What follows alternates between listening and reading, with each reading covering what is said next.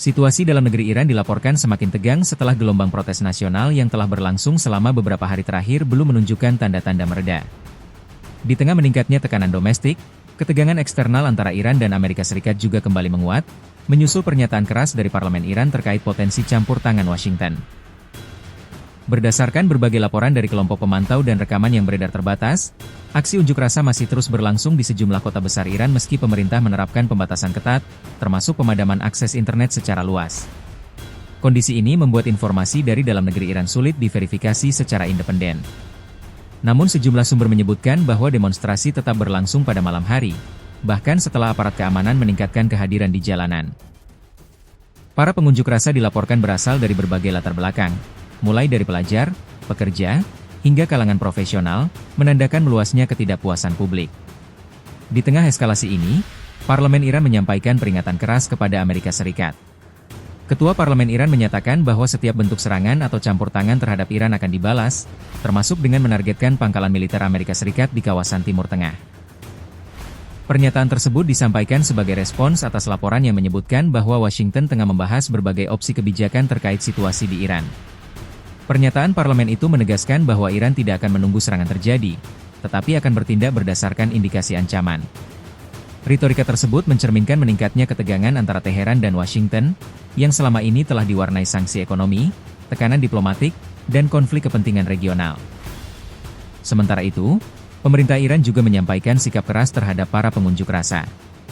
Dalam pidato publik pertamanya sejak gelombang protes membesar, Presiden Iran menuding bahwa kerusuhan dipicu oleh campur tangan asing. Ia menuduh pihak luar memanfaatkan ketidakpuasan ekonomi untuk menciptakan ketidakstabilan nasional. Pemerintah Iran juga menyamakan sebagian pelaku kekerasan dengan kelompok ekstremis, sebuah narasi yang menuai kritik dari kelompok hak asasi manusia internasional. Mereka menilai pernyataan tersebut berpotensi digunakan untuk membenarkan tindakan represif terhadap warga sipil. Sejumlah laporan media internasional mengungkapkan klaim bahwa korban jiwa dalam kerusuhan meningkat tajam. Angkanya bervariasi dan belum dapat dipastikan karena keterbatasan akses informasi akibat pemadaman internet. Beberapa kesaksian tenaga medis yang disampaikan kepada media asing menggambarkan rumah sakit berada dalam kondisi kewalahan. Rekaman video yang beredar, meski tidak dapat diverifikasi sepenuhnya, memperlihatkan rumah sakit yang dipenuhi korban luka serta jenazah yang menunggu identifikasi. Organisasi kemanusiaan menyerukan agar semua pihak menahan diri dan menghormati hak hidup serta akses medis bagi warga sipil. Di sisi lain, muncul laporan mengenai meningkatnya tekanan internal di kalangan elit Iran. Beberapa pejabat dan keluarga tokoh politik dilaporkan berupaya meninggalkan negara tersebut, meski pemerintah Iran belum memberikan konfirmasi resmi terkait hal ini.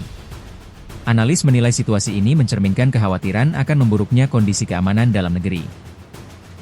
Ketegangan Iran-AS juga kembali menjadi perhatian internasional setelah sejumlah pejabat Amerika Serikat mengonfirmasi bahwa berbagai opsi kebijakan tengah dikaji, mulai dari tekanan diplomatik, sanksi tambahan, hingga bantuan kemanusiaan. Meski demikian, Washington menegaskan belum ada keputusan final terkait keterlibatan langsung. Sejumlah analis militer menyebutkan bahwa Amerika Serikat memiliki banyak pilihan tanpa harus mengerahkan pasukan darat, termasuk pendekatan non-militer. Namun mereka juga mengingatkan bahwa setiap langkah yang diambil berisiko memicu eskalasi lebih luas di kawasan yang sudah rapuh secara geopolitik. Sementara itu, aktivitas penerbangan internasional ke dan dari Iran dilaporkan menurun signifikan. Sejumlah maskapai asing menghentikan sementara operasionalnya, sementara penerbangan terbatas masih dijalankan oleh maskapai domestik dan regional. Pembatasan ini semakin mempersempit arus informasi keluar masuk negara tersebut. Di tingkat masyarakat, laporan saksi mata menyebutkan bahwa rasa takut perlahan berubah menjadi perlawanan terbuka.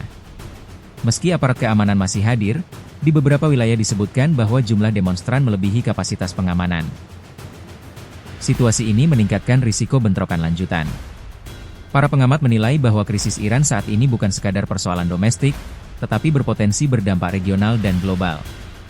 Ketika tekanan internal bertemu dengan ketegangan geopolitik eksternal, ruang kompromi menjadi semakin sempit. Komunitas internasional pun terus menyerukan dialog dan penahanan diri. Banyak pihak menilai bahwa eskalasi lebih lanjut hanya akan memperparah penderitaan warga sipil dan memperbesar risiko konflik yang lebih luas. Hingga kini, dunia masih menunggu arah kebijakan berikutnya, baik dari Teheran maupun Washington. Di tengah ketidakpastian ini, Satu hal menjadi jelas, situasi Iran telah memasuki fase krusial, di mana setiap keputusan politik dapat membawa konsekuensi besar, bukan hanya bagi Iran, tetapi juga bagi stabilitas kawasan dan global.